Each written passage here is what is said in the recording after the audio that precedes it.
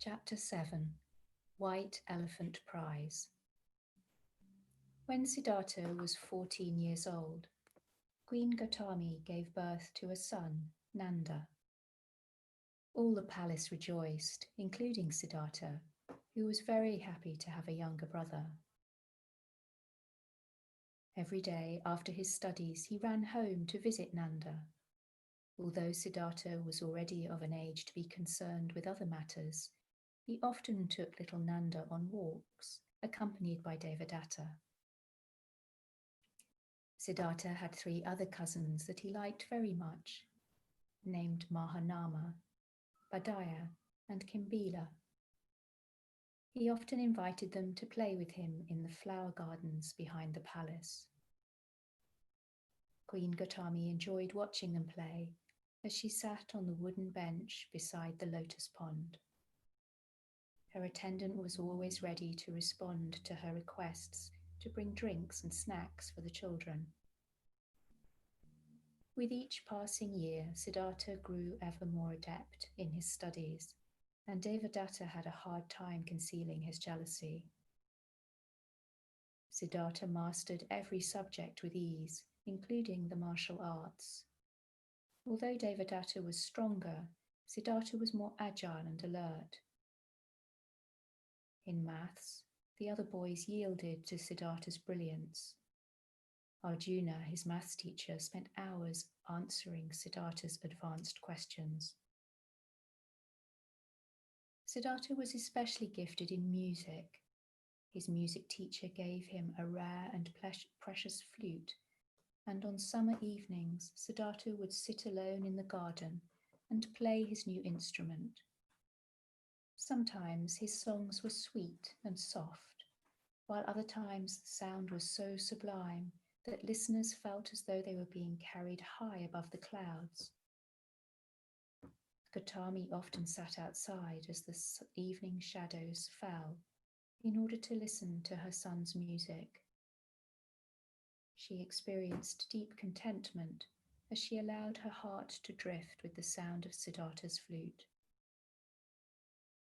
As befitted his age, Siddhartha concentrated more intensively in his religious and philosophical studies.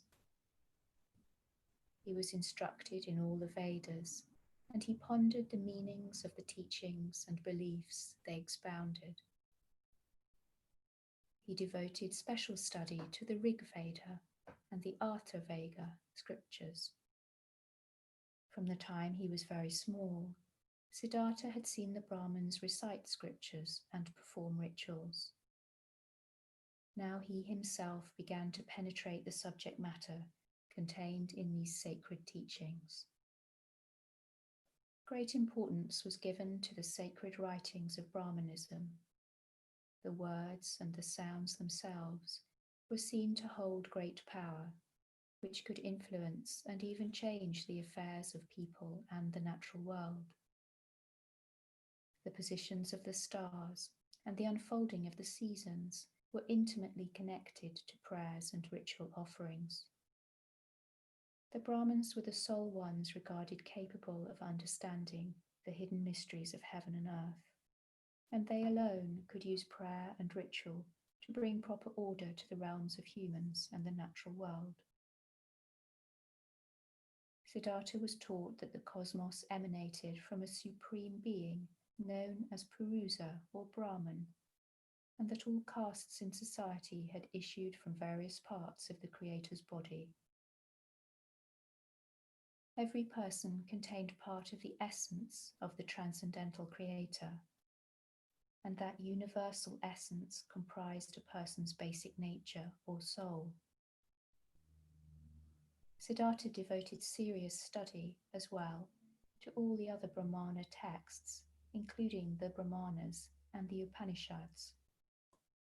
His teachers wanted only to instruct their charges in the traditional beliefs, but Siddhartha and his companions insisted on asking questions that forced their teachers to address contemporary issues that did not always seem to accord with tradition. On the days the boys were off from school, Siddhartha persuaded them to visit and discuss these matters with well-known priests and brahmans in the capital. Thanks to these encounters, Siddhartha learned that there were a number of movements in the country which openly challenged the absolute authority of the Brahmins. Members of these movements were not only discontented laymen who wished to share some of the power that had long belonged exclusively to the Brahmana caste, but they included reform-minded members of the Brahmana caste as well. Since the day young Siddhartha had been given permission to invite a few poor country children to his royal picnic, he had also been allowed to visit from time to time the small villages that surrounded the capital. On these occasions, he was always careful to wear only simple garments. By speaking directly with the people, Siddhartha learned many things that he had never been exposed to in the palace. He was aware, of course, that the people served and worshipped the three deities of Brahmanism, Brahman, Vishnu, and Shiva. But he also learned that they could be manipulated and oppressed by the Brahmana priests. In order to have the proper rituals for births, marriages, and funerals, families were forced to pay the Brahmins in food, money, and physical labor, regardless of how impoverished they were. One day, while passing a straw hut, Siddhartha was startled by mournful cries from within. He asked Devadatta to enter and inquire what was the matter. They learned that the head of the household had recently died. The family was wretchedly poor. The wife and children were piteously thin and dressed in tattered rags. Their house was on the verge of collapse. Siddhartha learned that the husband had desired the services of a Brahmin to purify the earth before rebuilding their kitchen.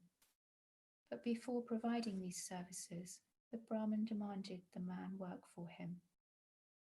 Throughout several days, the Brahmin had ordered him to haul large rocks and chop wood. During this time, the man became ill, and the Brahmin permitted him to return home.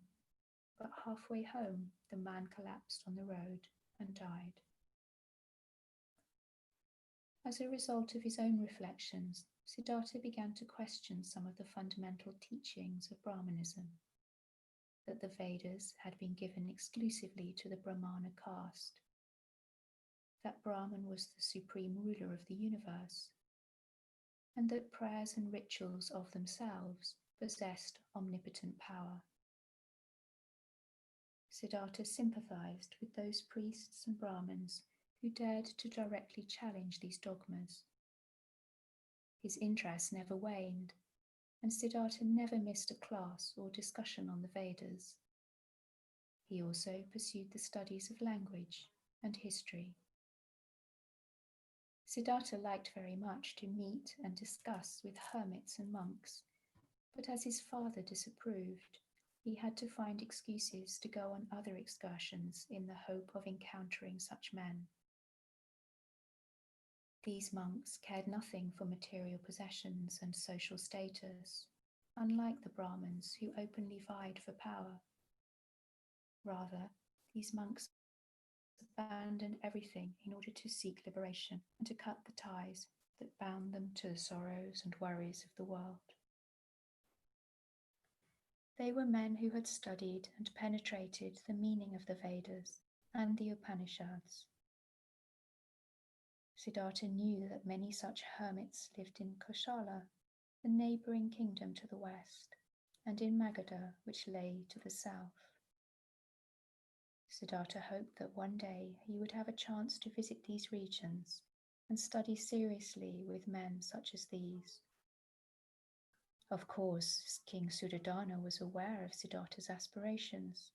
He dreaded that his son might one day leave the palace and become a monk, and he confided his worries to his younger brother, Dronodhanaraja, the father of Devadatta and Ananda.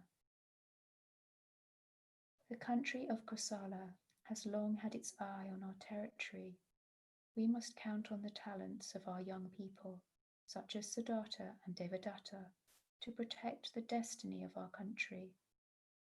I greatly fear Siddhartha may decide to become a monk, as the master Asita Kaladevala predicted.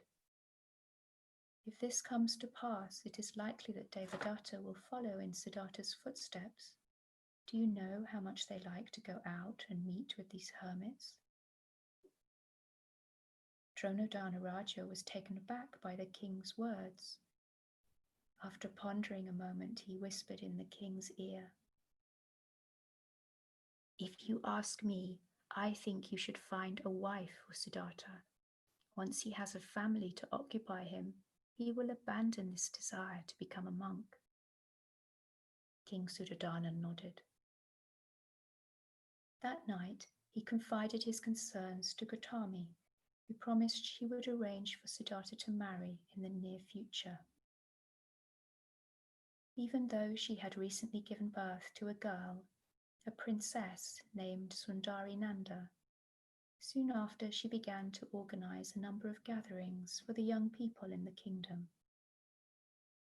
Siddhartha joined these evenings of music, athletic events, and field trips with enthusiasm. He made many new friends, both young men and young women.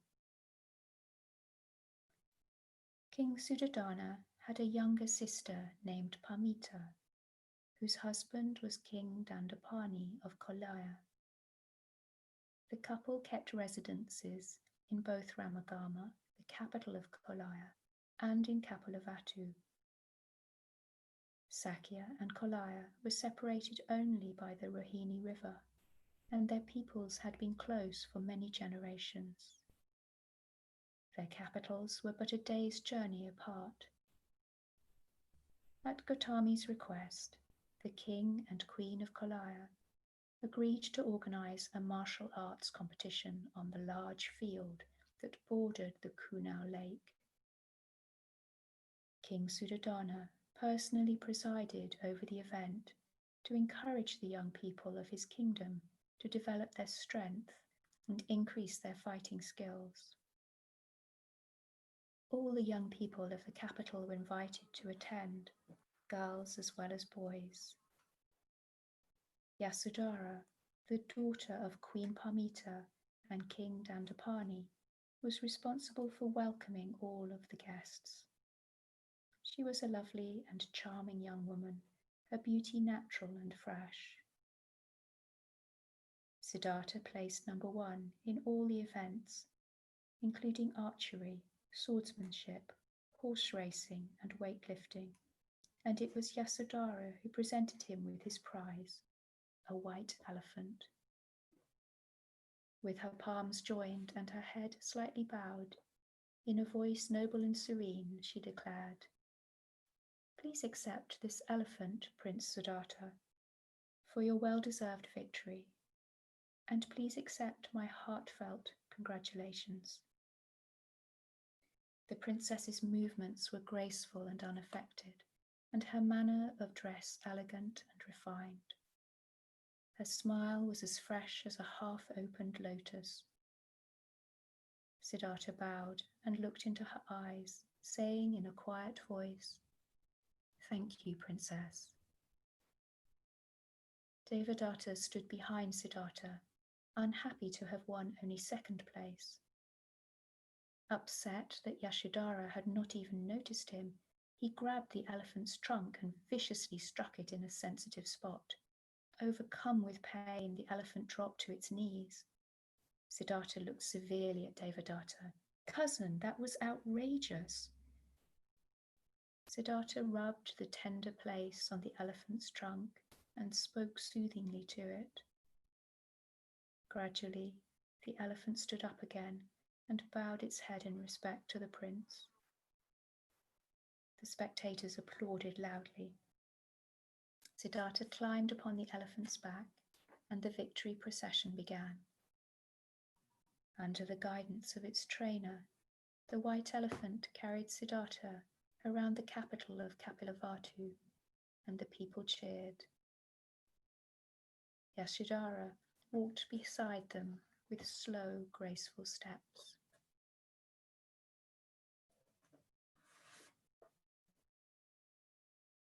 Chapter 8. The Jeweled Necklace. As he grew into his teens, Siddhartha came to find palace life stifling, so he began making excursions beyond the city limits to see what life was like outside. He was always accompanied by Channa, his faithful attendant, and sometimes also by his friends or brothers. Channa was responsible for Siddhartha's horse carriage, and he and Siddhartha took turns holding the reins. As Siddhartha never used a whip, Channa did not either. Siddhartha visited every corner of the Sakya kingdom, from the rugged foothills of the Himalayan mountains in the north to the great southern plains. The capital, Kapilavatthu, was located in the richest, most populated region of the lowlands. Compared with the neighbouring kingdoms of Kosala and Magadha, Sakya was quite small, but what it lacked in area, it more than made up in its ideal location. The Rohini and Banganja rivers, which began in the highlands, flowed down to irrigate its rich plains. They continued southwards and joined the Hiranyavati river before emptying into the Ganga. Siddhartha loved to sit on the banks of the Banganja and watch the water rush by. The local villagers believed that the waters of the Banganja could wash away one's bad karma from both present and past lives, and so they often submerged themselves in the water, even at near freezing temperatures. One day, while sitting on the riverbank with his attendant, Siddhartha asked, "Channa, do you believe this river can wash away bad karma?" "It must, Your Highness. Otherwise, why would so many people come here to wash themselves?" Siddhartha smiled. "Well then, the shrimp, fish, and oysters who spend their entire lives in these waters must be the purest and most virtuous beings of all." Channa replied, "Well, at least I can say that bathing in this river will wash away the dirt and dust from one's body." Siddhartha laughed and patted Channa on the shoulder. "With that, I certainly agree." On another day, as he was returning to the palace, Siddhartha was surprised to see Yasodhara in a small, poor village with one of her maidservants, tending to the village children who were suffering from eye diseases, influenza, skin disorders, and other ailments. Yasodhara was dressed simply, yet she appeared to be as a goddess who had appeared among the poor. Siddhartha was deeply moved to see the daughter of a royal family placing her own comfort aside so that she could care for the destitute. She rinsed their infected eyes and skin, dispensed medicine, and washed their soiled clothes. "Princess, how long have you been doing this?" asked Siddhartha. "It is beautiful to see you here." Yasodhara looked up from washing a little girl's arm. "For almost 2 years, Your Highness. But this is only the second time I have been in this village. I often stop here. The children know me well. Your work must give you a great feeling of satisfaction, Princess." Yasodhara smiled without answering. She bent over to continue washing the girl's arm. That day, Siddhartha had a chance to speak with Yasodhara for a longer time. He was surprised to learn that she shared many of his own ideas. Yasodhara was not content to remain in her lady's quarters, blindly obeying tradition. She too had studied the Vedas and secretly opposed society's injustices. And like Siddhartha, she did not feel truly happy being a privileged member of a wealthy royal family. She loathed the power struggles among the courtiers and even among the brahmans. She knew that as a woman, she could not effect great social change, so she found ways to express her convictions through charitable work. She hoped that her friends might see the value of this through her example. Since the day he first saw her, Siddhartha had felt a special affinity for Yasodhara. Now he found himself drawn to every word she spoke. His father had expressed a desire that he marry soon. Perhaps Yasodhara was the right woman. During the musical and athletic gatherings, Siddhartha had met many charming young women, but Yasodhara was not only the most beautiful, she was the one with whom he felt ease and contentment. One day, Queen Gotami decided to organize a reception for all the young women of the capital. She asked Pamita, Yasodhara's mother, to help with the preparations. The young women of Kapilavatthu were invited, and each was to be presented with fine jewellery. Queen Pamita suggested that Siddhartha himself present each gift, much in the same spirit that Yasodhara had welcomed the guests that attended the martial arts contest. King Siddhartha and other members of the royal family would be present. The party took place on a delightfully cool evening. Food and drinks were set out throughout the palace halls, while musicians entertained the guests. Beneath the bright flickering lights of flowered lanterns, graceful young women arrived, wearing colourful saris shimmering with gold thread. One by one, they passed before the royal dignitaries, including the king and queen. Siddhartha, dressed in princely garb, stood to the left, behind a table covered with pearl necklaces and gold and precious gems to present to nearly 1,000 young ladies. At first Siddhartha had refused to present the gifts personally, but Gotami and Pamita had beseeched him. It would be a great honour and happiness for any person to receive a gift directly from you. You should understand that, said Pamita with a convincing smile. Siddhartha did not want to refuse to provide happiness to others, and so he complied.